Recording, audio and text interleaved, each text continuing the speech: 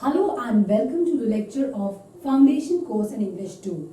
In this session, we are going to cover Block 1, Unit 4. In this session, we are going to discuss about expository compositions. So, first of all, you have to understand what is actually expository composition. So, topics to be covered in this session are expository composition and development of an expository composition. पहले तो हमारे लिए ये जानना बहुत जरूरी है कि एक्सपोजिटरी कॉम्पोजिशन क्या होता है, तभी हम उसकी डेवलपमेंट जान पाएंगे और किस तरीके से हम आगे उसे कंपोज कर पाएंगे वो समझ पाएंगे. पिछले सेशंस में भी हमने कॉम्पोजिशंस के बारे में पढ़ा कि कॉम्पोजिशंस क्या होता है. Now in this session we are going to specially discuss about expository composition और उसके बारे में हम यहाँ डिस्कस करते हुए उनकी डेवलपमेंट और उसमें क्या इंक्लूड करना चाहिए वो जानेंगे. सबसे पहले तो what is actually expository composition. Expository composition is an act of explaining something और मेकिंग इट क्लियर. यानी कि कुछ ऐसा एक्ट जहां पर आप कुछ एक्सप्रेस कर रहे हो, कुछ डिस्क्राइब कर रहे हो, उसे क्लियर करने की कोशिश कर रहे हो अपने रीडर के माइंड में. एक्सपोजिटरी कॉम्पोजिशन का सिर्फ मकसद जो है वो एक पर्सुएड करना या डिस्क्राइब करना या इन्फॉर्म करना नहीं होता, बल्कि इसका मकसद होता है कुछ एनालाइज करना, कुछ एक्सप्रेस करना और एक्सप्लेन करना. अब इसी के बारे में हम और अच्छे से जानते हुए आगे बढ़ते हैं.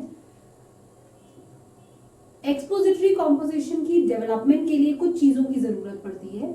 इन्हें यहाँ मैं थोड़ा सा आपको बताना चाहूंगी and then will discuss them in detail also. Expository composition, जैसे कि मैंने आपको बताया, एक ऐसा कॉम्पोजिशन जिसे आपको अपने रीडर्स को कुछ एक्सप्लेन करना है, कुछ क्लियर करना है उनके माइंड में. ऐसा कुछ एक्सप्लेन करने के बाद आपको उनके माइंड में वो थॉट बहुत ही क्लियर हो जाना चाहिए, एनालाइज हो जाना चाहिए, एक्सप्लेन हो जाना चाहिए. So development of an expository composition में आपको किस किस चीजों की जरूरत पड़ेगी वो मैं आपको यहाँ एक्सप्लेन करना चाहूंगी.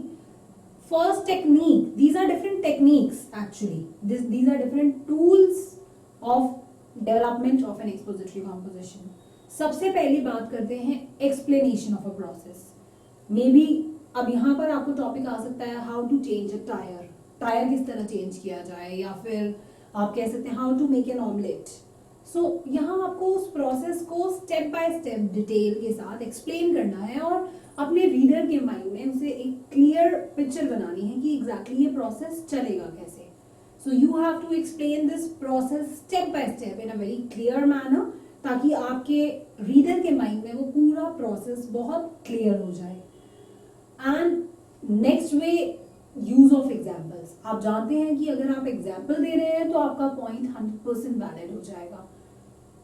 मान लीजिए मैं कहती हूँ कि विमेन की कंडीशन बहुत ज्यादा खराब है इस सेंचुरी में, लेकिन मैंने कह दिया. अब if I am giving examples, मेरा पॉइंट बिल्कुल प्रूफ हो जाता है और बिल्कुल क्लियर हो जाता है मेरा पॉइंट जो मैं कहना चाहती हूँ. मैं कह सकती हूँ कि आज की डेट में इतने सारे क्राइम हो रहे हैं विमेन के खिलाफ का, and molestation and dowry killing and all you can say, and murders and you can say kidnaps and rapes and all, ये सब चीजें हो रही हैं. तो कह सकती हूँ मैं एग्जाम्पल देते वक्त कि मेरी बात एकदम वैलिड रही, एकदम मैंने रीजंस के साथ उन्हें सपोर्ट किया, अपने एग्जाम्पल्स के साथ सपोर्ट किया कि एग्जैक्टली आपके सामने मैंने वो एग्जाम्पल प्रेजेंट कर दिया जिससे कि आपको लगा कि मेरी बात एकदम क्लियर है. तो यहाँ पर मैंने अपने रीडर के माइंड पे एक क्लियर थॉट दिया with the help of examples. और भी बहुत सारे तरीके हैं इनके अलावा एक्सपोजिटरी कॉम्पोजिशन को डेवलप करने के, जिसमें रीस्टेटमेंट एक और बहुत इंपॉर्टेंट टूल है जिससे कि आप इसे डेवलप कर पाएंगे. रीस्टेटमेंट इज नथिंग बट अपनी ही स्टेटमेंट को कुछ और वर्ड्स में एक्सप्लेन करना. यानी कि जो आप कहना चाहते हैं एक बार उसे बता दिया आपने अपने एक्सपोजिटरी कॉम्पोजिशन में, बट बार बार अगर आप रेपिटेशन करते हैं तो बहुत बोरिंग एंड टिडियस हो जाएगा. उन्हीं शब्दों को, उन्हीं बातों को आपने रीस्टेटमेंट करना है. यानी कि अपनी स्टेटमेंट को आपने बात वही कहनी है लेकिन कुछ शब्द बदल देने हैं ताकि वो बात को आप एम्फसाइज करते हुए रीडर तक अपने थॉट को क्लियरली पहुंचा सकें. एक तरीका और रहेगा कंपैरिजन एंड कंट्रास्ट का. कंपैरिजन जहां पर आप दो चीजों के बीच में लाइकनेस और उनके डिफरेंसेस को स्टेट कर रहे हैं, उनके पॉइंट्स. कंट्रास्ट जहां पर उनके डिफरेंसेस का आप एक्सप्रेस कर रहे हैं. मान लीजिए मैं अगर एलिगेटर और क्रोकोडाइल के बीच में कंपेयर करती हूँ कि दोनों में क्या लाइकनेस रहेगी, क्या डिफरेंस रहेंगे, कंट्रास्ट में अगर मैं शो कर रही हूँ कि एग्जैक्टली साउथ अमेरिका और नॉर्थ अमेरिका के जो एनवायरनमेंट है, वहाँ पे टेम्परेचर जो है वहाँ पे क्या फर्क रहता है, तो दोनों की डिफरेंस शो कर रही हूँ मैं वहाँ। इस तरीके से आप अपने पॉइंट को और क्लियर करते हुए कि एग्जैक्टली एलिगेटर क्या होते हैं और क्रोकोडाइल्स क्या होते हैं, तो दोनों को अपने कंट्रास्ट करना है, दोनों की लाइकनेस और डिफरेंसेस को आपने शो करना है अपने रीडर्स के माइंड में, उनके माइंड में क्लियर करना है कि एग्जैक्टली उनके बीच में डिफरेंस है, कहाँ पर डिफरेंस है वो आपने क्लियर करना है through compare and contrast. Next way is of classification. Classification मतलब आप उसे ग्रुप कर रहे हैं, पहले आपने उसे ग्रुप में डाला, ये मैंने आपको लास्ट सेशन में भी बताया था। मान लीजिए हम बात करते हैं विडो, अगर मैं लेती हूँ विडो को, तो एक विमेन है, पहले मैंने उनको एक क्लास दे दी विमेन, पर अब मैं यहाँ उन्हें डिस्टिंग्विश करना चाहती हूँ कि बाकी विमेन से वो कैसे अलग हैं। विमेन तो हैं, एक क्लास दे दी मैंने उन्हें, लेकिन उस विमेन की क्लास में भी बहुत सारी कैटेगरीज हैं, अनमैरिड है, चाइल्ड है, बेबी है, मैरिड विमेन है एंड डाइवोर्सी, बहुत सारे अलग अलग केसेस हैं जिनमें से एक विडो है। तो विडो को मैं कैसे एक्सप्लेन करूंगी आगे, that those women whose husband has died, the women whose husband has died। अब मैंने यहाँ उन्हें क्लासिफाई कर दिया इस ग्रुप में। अब पहले बताया मैंने उन्हें क्लास दी और फिर उनको उस क्लास में कहाँ पे वो स्टैंड करती हैं, क्या है वो एक्सप्लेन कर दिया। अगर मैं बात करती हूँ शर्ट एक क्लॉथ है, एक अटायर है, और यहाँ पर अटायर और क्लॉथ तो बहुत सारे हो सकते हैं, लेकिन आगे मैं एक्सप्लेन करती हूँ। It is usually Warne bye main and ये वो अपना अपर पार्ट में कैरी करते हैं और स्पेशली फॉर्मल अटायर में आता है। तो यहाँ पे मैंने उसको बाकी क्लॉथ के ग्रुप से या बाकी अटायर के ग्रुप से अलग कर दिया, क्लासिफाई कर दिया। एक और तरीका, reason in support of a statement. आप अपनी स्टेटमेंट के साथ अगर रीजन दे रहे हैं, आप कह रहे हैं कि आजकल के एनवायरनमेंट में बहुत ज़्यादा ग्लोबल वार्मिंग बढ़ रही है या सारा एनवायरनमेंट खराब हो रहा है, बहुत सारी स्पीशीज एक्सटिंक्ट होती जा रही हैं, तो आप इसका सपोर्ट के लिए आप रीजन दे सकते हैं, क्योंकि हम ऐसी चीज़ों का इस्तेमाल कर रहे हैं जिसकी वजह से इस तरीके का एनवायरनमेंट बढ़ रहा है, और कार्बन डाइऑक्साइड बढ़ रही है और ऐसी पॉइजनस गैसेस बढ़ रही हैं जिसकी वजह से इतना नुकसान हो रहा है एटमॉस्फेयर में और वाटर में भी हो रहा है, जिस वजह से बहुत सारी स्पीशीज एक्सटिंक्ट होती जा रही हैं, खत्म होती जा रही हैं। तो आपने अपना स्टेटमेंट कह दिया, अगर उसको आप अपने रीजन के साथ सब्सटैंशिएट कर रहे हैं, सपोर्ट कर रहे हैं, तो आपका वैलिड पॉइंट बन जाएगा और आपके रीडर के माइंड में एक बिल्कुल क्लियर थॉट दे देगा that whatever you are telling is absolutely true. Expository composition का मतलब ही यही है कि आपको अपनी बात को एक्सप्लेन करना है और उसे बिल्कुल क्लियर कर देना है अपने थॉट को रीडर के माइंड पे।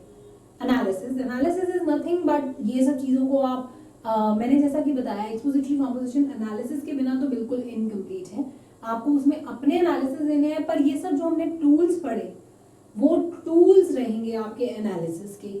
यूज ऑफ एग्जाम्पल, रीस्टेटमेंट, इनसे आप पूरा एनालाइज कर पाएंगे उस सिचुएशन को। जैसे कि मैंने बताया ग्लोबल वार्मिंग के बारे में अगर हम बात कर रहे थे, तो अगर आप रीजन दे रहे हैं कि ग्लोबल वार्मिंग किस वजह से हो गई है या एग्जाम्पल दे रहे हैं उसमें, तो आप एनालाइज कर पाएंगे एग्जैक्टली सिचुएशन की बिल्कुल सही है, अपने इनपुट्स दे पाएंगे कि एग्जैक्ट यही सिचुएशन चल रही है। इस तरीके से आप अपने एक्सपोजिटरी कॉम्पोजिशन को डेवलप कर पाएंगे।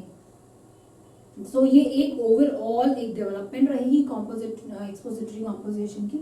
इसके साथ साथ अभी मैं इनको आपको और अच्छे से एक्सप्लेन करना चाहूंगी सो दैट आपके माइंड में ये थॉट एकदम क्लियर हो जाए कि एग्जैक्टली एक्सपोजिटरी कॉम्पोजिशन है क्या और इसमें किन चीजों की जरूरत है। यहाँ पर एक्सपोजिटरी कॉम्पोजिशन को मैंने एक्सप्लेन किया है।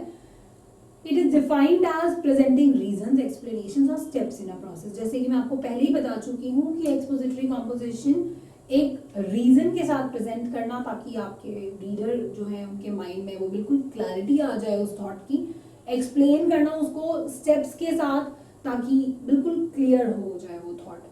इसे हम इंफॉर्मेशन राइटिंग भी कहते हैं, क्योंकि कहीं ना कहीं आप अगर रीजन दे रहे हैं या एग्जाम्पल दे रहे हैं या उसे रीस्टेटमेंट कर रहे हैं या किसी भी तरीके का कंपेयर कंट्रास्ट का टूल यूज कर रहे हैं, तो कहीं ना कहीं आप कुछ इंफॉर्मेशन दे रहे हैं, तो इसीलिए हम इसे इंफॉर्मेशनल राइटिंग का भी नाम देते हैं। यहाँ पर आपको लॉजिक और कोहेरेंस बहुत ज्यादा फोकस करना पड़ता है, क्योंकि ये मेन फोकस रहेंगे एक्सपोजिटरी की। लॉजिक नहीं लगा पाएंगे तो अपनी बात को क्लियर नहीं कर पाएंगे, लेकिन कोहेरेंस भी होना चाहिए, यानी कि दो चीजों का जुड़ाव बहुत जरूरी है, लिंक बहुत जरूरी है, एक लॉजिकल रिलेशन बहुत जरूरी है चीजों के बीच में, ताकि रीडर चीजों को सही जगह पे प्लेस कर सके और एग्जैक्टली पूरी पिक्चर को क्रिएट कर सके. It is mainly to explain something, facts, beliefs और आइडियाज. एक्सपोजिटरी कॉम्पोजिशन में मोस्टली हम कुछ एक्सप्लेन करते हैं, कुछ इन्फॉर्मेशन देते हैं, समथिंग अबाउट फैक्ट्स, आइडियाज और बिलीव्स. सिर्फ परसुएड या इन्फॉर्म करना एक्सपोजिटरी कॉम्पोजिशन का मकसद नहीं है. It means analysis, defines, compares, illustrates, ये सब चीजें एक्सपोजिटरी कॉम्पोजिशन का पार्ट रहती हैं और जिसमें ये है वो ही एक्सपोजिटरी कॉम्पोजिशन कहलाता है. अदरवाइज सिर्फ परसुएड कर रहे हैं या इन्फॉर्म कर रहे हैं, वो एक्सपोजिटरी कॉम्पोजिशन नहीं होगा. एक्सपोजिटरी कॉम्पोजिशन में आपको किन किन चीजों की जरूरत पड़ेगी? पहले तो पर्पस और ऑडियंस के बारे में जरूर सोचिए कि आपकी जरूरत क्या है, ये आप लिख क्यों रहे हैं, क्या किसी के दिमाग में आपको क्लियर करना है थॉट, और आपकी ऑडियंस कौन है जिन्हें आप ये क्लियर करना चाह रहे हैं. तब तो आप पर्पस भी जान पाएंगे कि फर्स्ट ऑफ ऑल आपको अपनी ऑडियंस सोचनी है कि ऑडियंस है कौन जिसके लिए आप ये कर रहे हैं, या जिनका पर्पस क्या रहेगा इसे पढ़ने का. ब्रेनस्टॉर्म करना है आपको पूरे तरीके से, जैसा मैंने बताया. अगर उनके माइंड में ये थॉट है कि एलिगेटर और क्रोकोडाइल एक ही हैं, आपको उनके माइंड से वो थॉट बिल्कुल क्लियर कर देना है कि एलिगेटर और क्रोकोडाइल में फर्क होता है. They have a difference between them. उनका टोटली ब्रेनस्टॉर्मिंग कर देना है आपने. इसके लिए आपको एक ड्राफ्ट की जरूरत बहुत पड़ती है, क्योंकि आप अपने थॉट्स को एक जगह पूरे तरीके से जॉट डाउन करेंगे, उन्हें रिवाइज करेंगे और एडिट करेंगे कि आपको एग्जैक्टली क्या चीजें देनी चाहिए इस कॉम्पोजिशन में, ताकि आप अपने मकसद में कामयाब हो सकें और एक इफेक्टिव एक्सपोजिटरी राइटिंग लिख सकें. तो एक एक्सपोजिटरी राइटिंग में इन सब चीजों की बहुत जरूरत है. अगर आप उसे इफेक्टिव और एक बहुत ही ऐसा राइटिंग बनाना चाहते हैं जिसका इम्पैक्ट रहे आपके रीडर्स पे, तो आपको ये सब चीजें जरूर करनी चाहिए. अपने पर्पस और ऑडियंस को जरूर सोच लेना चाहिए. ब्रेनस्टॉर्मिंग के लिए आपको किन किन पॉइंट्स की जरूरत पड़ेगी, जहां आपको बिल्कुल क्लियर कर देना है कि दोनों में वाकई में डिफरेंस है, ऐसे कौन से पॉइंट्स दिए जा सके हैं ताकि रीडर के माइंड में ये बिल्कुल क्लियर हो जाए कि दोनों अलग हैं. ड्राफ्ट प्रिपेयर कर लीजिए कि जितने भी पॉइंट्स आपके माइंड में हैं, जो भी आपने अब तक देखा, समझा या सुना है, उसको एक जगह जॉट डाउन कर लीजिए और उसके बाद आप उसे रिवाइज कर सकते हैं, एडिट कर सकते हैं. ये एक तरीका रहेगा एक्सपोजिटरी कॉम्पोजिशन को लिखने का. पर्पस, जैसा मैंने आपको बताया कि पर्पस एग्जैक्टली है क्या कि आप what are you going to explain and how to do it, यानी कि आपका मकसद क्या है इसे लिखने का और आप कैसे अपनी बात को एक्सप्लेन करेंगे, एंड आप इस टॉपिक को चूज ही क्यों कर रहे हैं. पहले तो आपको पर्पस पता होना चाहिए कि अगर आप इनमें एक्सप्लेन कर रहे हैं, एलिगेटर और क्रोकोडाइल में बता रहे हैं, ग्लोबल वार्मिंग के बारे में एक्सप्लेन कर रहे हैं, विमेन के स्टेटस के बारे में एक्सप्लेन कर रहे हैं, या how to make an omelette, या how to change a tyre, किसी भी पर्पस पे आप लिख रहे हैं, तो उसका आपको मकसद पता होना चाहिए कि आप एग्जैक्टली टॉपिक चूज क्यों कर रहे हैं और आप इसे कैसे एक्सप्लेन करेंगे. इसके लिए आपको अपनी ऑडियंस के बारे में जानना बहुत जरूरी है कि आपके इस पेपर को कौन पढ़ेगा या आपकी इस प्रेजेंटेशन को कौन सुनेगा. उसके अकॉर्डिंगली ही आपकी पूरी प्रेजेंटेशन होनी चाहिए, या जो कॉम्पोजिशन है उस वो होना चाहिए, उसके अंदर वोकैबुलरी जो है, कलरफुल वोकैबुलरी चाहिए, या आपकी डिटेल्स कैसी होनी चाहिए, उनको किस तरीके के एग्जाम्पल देने की जरूरत है. मान लीजिए अगर आपकी जो ऑडियंस है वो इंडियन है और आप totally foreign city, foreign area से रिलेटेड एग्जांपल्स दे रहे हैं, तो उन्हें वो समझने में काफी मुश्किल रहेगी और उन्होंने जो चीज देखी नहीं है उन्हें समझ पाने में भी उनको काफी मुश्किल रहेगी. सो इसीलिए पर्पस और ऑडियंस को जानना बहुत जरूरी है ताकि आप सही से एक्सप्लेन कर सकें. ब्रेनस्टॉर्म में आपको क्या क्या मटेरियल की जरूरत पड़ेगी इस एक्टिविटी को करने के लिए, और किस तरीके से आप एक बार जॉट डाउन कर लेंगे कि कैसे मैं अपने मकसद में कामयाब हो पाऊँ और मुझे अपने मकसद में कामयाब होने के लिए किन किन चीजों की जरूरत पड़ेगी, and what are the steps for doing this activity, और मुझे उस अपने मोटिव तक पहुंचने के लिए मुझे किन स्टेप्स की जरूरत है. उसके लिए आप एक ग्राफिक ऑर्गेनाइजर भी यूज कर सकते हैं अपने स्टेप्स को लिस्ट करने के लिए. मुझे क्या करना है, पहले मुझे क्या मटेरियल की जरूरत है और मुझे क्या स्टेप्स यूज करने पड़ेंगे. उसके लिए आप एक ग्राफिक प्रेजेंटेशन भी यूज कर सकते हैं ऑर्गेनाइजर, कि आपको अपने स्टेप्स को कैसे फॉलो करना है, क्योंकि आपका कोहेरेंस होना बहुत जरूरी है, एक के बाद एक चीजें लिंक होना बहुत जरूरी है. इसीलिए ब्रेनस्टॉर्मिंग के लिए आपको अपने रीडर के माइंड में बिल्कुल जो पुराना थॉट है उसे क्लियर करना होगा. So you have to make a draft, एक ग्राफिक ऑर्गेनाइजर यूज करना हो, कैसे उनके माइंड पे आप जाकर इस ऑर्गेनाइजर के साथ, इस स्टेप्स के साथ उनको बिल्कुल नए थॉट के साथ आप प्रेजेंट कर पाएंगे. And be specific.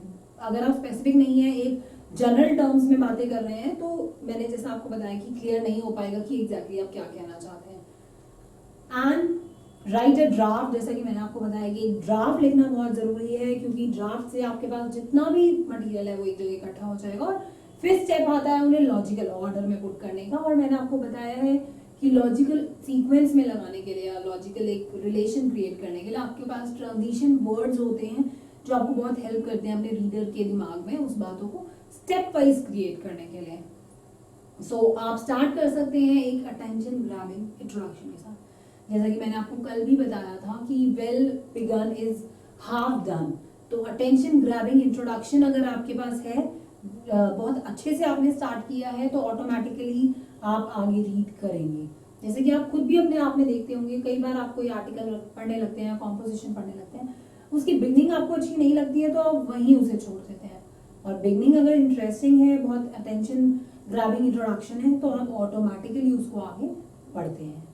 And right the instructions in a logical order and one step at a time. अब आपको स्टेप वाइज उसे एक्सप्लेन करना है कि क्या हुआ, किसके बाद क्या हुआ, ताकि वो क्लियर हो सके पूरा थॉट। और इंस्ट्रक्शंस को और स्टेप्स को लॉजिकल ऑर्डर में लॉजिकल रिलेशन के साथ आगे बढ़ाना है। उसके लिए आप transition words first, next, then, when, after, finally, otherwise, in a similar manner, similarly, इस तरीके के वर्ड्स का यूज करेंगे तो आपके जो रीडर है उन्हें समझने में आसानी रहेगी कि आप सिमिलरली बता रहे हैं, यानी पिछली बात के साथ इसे आगे कुछ सिमिलरली आप उसके बाद कुछ बताना चाहते हैं, कुछ अटैच करते हुए। या फाइनली अगर आप बोल रहे हैं तो यानी कि आप पूरा कंक्लूजन बता रहे हैं। फर्स्ट बता रहे हैं यानी कि आप उसका फर्स्ट रीजन दे रहे हैं। नेक्स्ट, देन, ये सब वर्ड्स आपके रीडर के माइंड में क्लियर करते हैं कि एग्जैक्टली आगे क्या बताने वाला है राइटर। और इस बात का ध्यान रखें कि आप सारे स्टेप्स को अच्छे से इंक्लूड कर सकें और एक्सप्लेन कर सकें each one clearly, so the reader और listener will be able to picture it. जैसे कि मैंने आपको बताया कि स्टेप्स जो है वो बिल्कुल क्लियर होने चाहिए और श्योरिटी के साथ स्पेसिफिक होने चाहिए, ताकि आपके रीडर और लिसनर के दिमाग में प्रॉपर पिक्चर बन सके कि आप एग्जैक्टली कहना क्या चाहते हैं। क्योंकि एग्जैक्टली एक्सपोजिटरी कॉम्पोजिशन है ही इसी का नाम, कि जहाँ पर आप अपने थॉट्स को बिल्कुल क्लियर वे में प्रेजेंट कर रहे हैं। And remember to end with an interesting conclusion. अगर आप चाहते हैं कि वो एक मैसेज लेकर जाएं वहां से, तो अपने उस कॉम्पोजिशन को बहुत ही इंटरेस्टिंगली एंड करिए। बीच में तो आप अपना सारा जो भी मटेरियल है या बॉडी कंटेंट है वो आप एक्सप्लेन कर सकते हैं लॉजिकल ऑर्डर में, पर इस बात का ध्यान जरूर रखिए कि इंट्रोडक्शन जो है वो बहुत ज़्यादा टेंशन ग्रैबिंग होनी चाहिए ताकि वो पूरा पढ़े रीडर, और कंक्लूजन इसलिए इंटरेस्टिंग होनी चाहिए ताकि उससे वो कुछ मैसेज लेकर जाए। अदरवाइज जैसा आप जानते हैं कि मूवी देख कर आते हैं, तो अगर मैसेज अच्छा ना आए उसमें तो हमें कुछ समझ नहीं आ पाता, हम कई बार उसका कुछ इनपुट नहीं दे पाते हैं कि एग्जैक्टली कैसी पिक्चर थी। वहीं अगर लास्ट उसका कंक्लूजन या एंड जो है वो बहुत अच्छा है, तो हम अपने साथ एक मैसेज लेकर आते हैं कि हमें पेट्रियोटिक होना चाहिए या हमें बहुत ब्रेवरी दिखानी चाहिए, what ever is the theme, और या जो भी एक मैसेज देना चाहता था वहाँ पे डायरेक्टर, वो हम अपने साथ लेकर आते हैं। रिवाइज और एडिट की इसलिए जरूरत पड़ेगी क्योंकि आपने ड्राफ्ट तो बना लिया, आपके दिमाग में जितने भी पॉइंट्स है उन्हें इकट्ठा कर लिया, पर उन्हें रिवाइज करके एडिट करने की इसलिए जरूरत है क्योंकि अभी आपने बहुत कुछ लिख लिया, पर यहाँ आपको चेक करना होगा कि आपको कौन से स्टेप्स की एक्चुअली जरूरत है जिससे कि आपकी इंस्ट्रक्शंस क्लियर हो जाएं। और एक रिवाइज और एडिट इसलिए भी करेंगे आप क्योंकि स्पेलिंग, कैपिटलाइजेशन, पंचुएशन या विविड वर्ड की चॉइस क्या रखनी है आपने, वोकैबुलरी बहुत ज़्यादा टफ है, कई बार हो सकता है आपको चेंज करना पड़ जाए वर्ड, तो उसे फाइनली पब्लिश होने से पहले एक बारी प्रूफ रीड जरूर करिए, कोई स्पेलिंग मिस्टेक ना हो या कहीं पे कैपिटलाइजेशन की जरूरत है या पैराग्राफ बिगनिंग आपको चेंज करनी है या पंचुएशन चेंज करनी है या कोई वर्ड है जो आपको चेंज करना लगता है कि बेटर वर्ड ये रहेगा यहाँ पे फिट होने के लिए। तो इन सब छोटी छोटी चीज़ों के लिए जहाँ आप प्रॉपर एक इम्पैक्ट क्रिएट कर सकें, आपको रिवाइज और एडिट करने की जरूरत है। जैसे कि मैंने आपको बिगनिंग में भी बताया था कि डेवलपमेंट के लिए हमें किन किन चीज़ों की जरूरत पड़ेगी, एग्जाम्पल्स की जरूरत पड़ेगी। एग्जाम्पल्स अगर आप देते हैं तो it is always supported by, एक स्टेटमेंट को अगर आप एग्जाम्पल के साथ सपोर्ट करते हैं तो उसे एक्सेप्ट किया ही जाएगा क्योंकि आपने उसमें प्रॉपर एग्जाम्पल दिया है। जैसे कि मैंने आपको बताया कि वुमेन की कंडीशन बहुत ज़्यादा खराब है इस सेंचुरी में, तो अगर आप उसमें एग्जाम्पल दे रहे हैं कि हाँ इस तरीके की चीज़ें चल रही हैं और इस तरीके की मोलेस्टेशंस एंड किडनैप्स एंड मर्डर्स चल रहे हैं, आप एग्जाम्पल दे रहे हैं, उन्हें समझा रहे हैं, तो वाकई में आपकी पॉइंट को रेडिली एक्सेप्ट किया जाएगा क्योंकि आपने इसके साथ वैलिड एग्जाम्पल सपोर्ट में दे दिए। गैजेट्स को अगर हम यहाँ एक्सप्लेन करें तो हम बता सकते हैं एग्जाम्पल देते हुए कि electric fans, mixer, toasters, drills, flash lights. आपने गैजेट्स को एक्सप्लेन करने के लिए यहाँ पर अपनी बात को समझा दिया विद डिफरेंट एग्जाम्पल्स कि एग्जैक्टली गैजेट्स होता क्या है। आपके रीडर के माइंड में क्लियर हो गया कि गैजेट क्या है। जो भी ये सब इलेक्ट्रिक अप्लायंसेस हैं, टोस्टर, ड्रिल्स, फ्लैश लाइट्स, ये सब गैजेट्स ही कहलाती हैं। रीजन अगर आप दे रहे हैं अपनी स्टेटमेंट के लिए, जैसे कि अब आप देख सकते हैं ये प्रेसिडेंट ओबामा का मैंने आपको एग्जांपल दिया है, तो I think it expresses the frustration the American people feel that we had the biggest financial crisis since the great depression, huge collateral damage all throughout the country, and yet you are still seeing some of the same folks who acted irresponsibly trying to fight efforts to crack down on the abusive practices that got us into this in the first place. This is told by President Obama on October 6, 2011 in a press conference. तो उन्होंने अपनी बात को express करने के लिए example के साथ, रीजंस के साथ अपनी बात को सपोर्ट किया कि वाकई में ही बहुत ज्यादा फ्रस्ट्रेशन का एक टाइम चल रहा है, और उन्होंने ये बताया कि ग्रेट डिप्रेशन के बाद कैसे डैमेज रहा पूरी कंट्री में और आज भी फोक्स का क्या हाल है।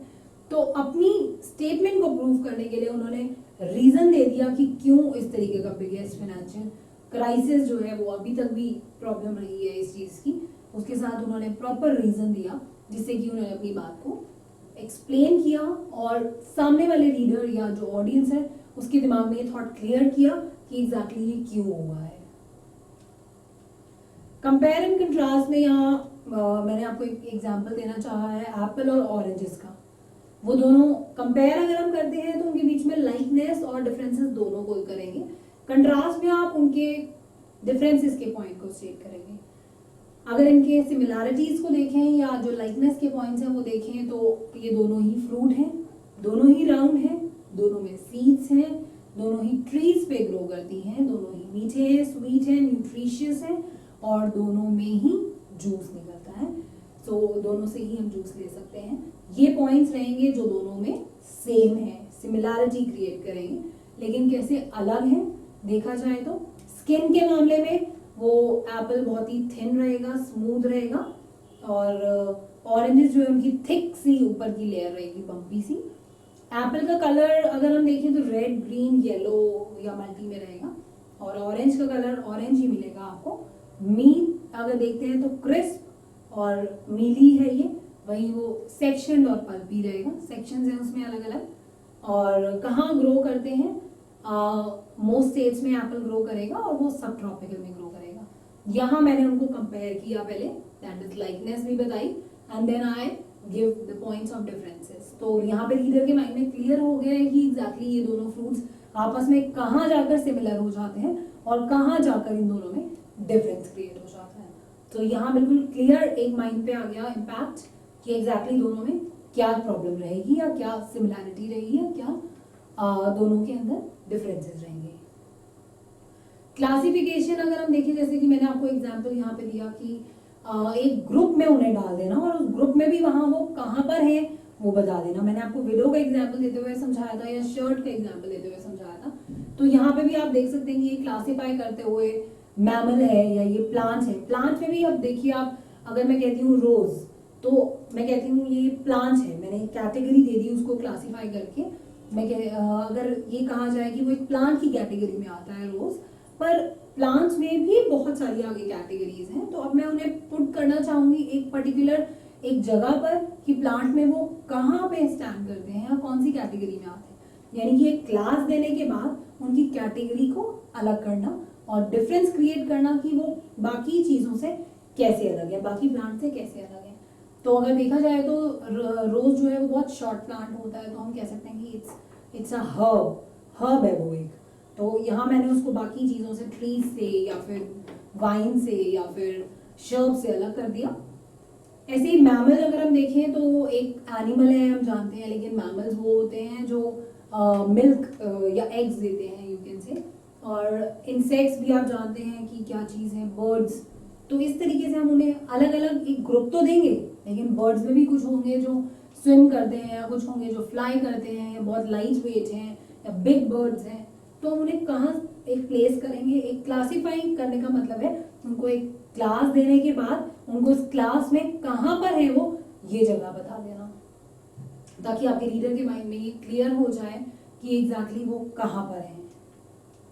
रीस्टेटमेंट इज नथिंग बट अपनी ही बात को आपने वही वर्ड्स को यूज ना करते हुए कुछ अलग वर्ड्स का चयन किया, आपने कुछ अलग वर्ड्स चूज किए ताकि अपनी बात को आप फिर से एक्सप्लेन कर सकें और जो बात शायद रीडर के माइंड तक अभी तक ठीक से नहीं पहुंच पाई उसे और ज्यादा क्लियर शब्दों में अपनी बात को कह सकें। That is called restatement. So you can see here hello and he also said hello but in a very different tone. तो यहाँ पर आप कह सकते हैं कि अपने ही बात को दोबारा से एक्सप्लेन कर देना पर कुछ अलग वर्ड्स का चूज करने के लिए। एनालिसिस इज नथिंग बट जो भी आपने अभी तक मान लीजिए अपनी एक्सपोजिटरी कॉम्पोजिशन को एक्सप्लेन करने के लिए आपने रीजंस यूज करें हैं या एग्जांपल्स यूज करें हैं, कंपेयर कंट्रास्ट की, ये सब टूल्स रहेंगे एनालिसिस के कि फाइनली आप किस कंक्लूजन पे आते हैं। जैसा कि मैंने आपको पहले ही बताया कि एक्सपोजिटरी कॉम्पोजिशन ऐसा नहीं है कि सिर्फ आपको वहाँ पे इन्फॉर्म करना है या पर्सुएड करना है। इसका एक्चुअल मोटिव रहेगा एनालिसिस करना या इलस्ट्रेट करना, डिफाइन करना चीज़ों को अच्छे से, एक्सप्लेन करना। तो एनालिसिस के आप तभी कर पाएंगे जब आपके पास प्रॉपर उसका रीजन है, एग्जाम्पल है, आपके माइंड में वो पिक्चर बिल्कुल क्लियर है कि एग्जैक्टली आप क्या कहना चाहते हैं और इस जो भी आप कहना चाहते हैं वो वैलिड एग्जाम्पल्स और इलस्ट्रेशंस रीजंस के साथ आपने प्रूव कर दिया है and finally this is a conclusion. That is called an analysis of that expository composition.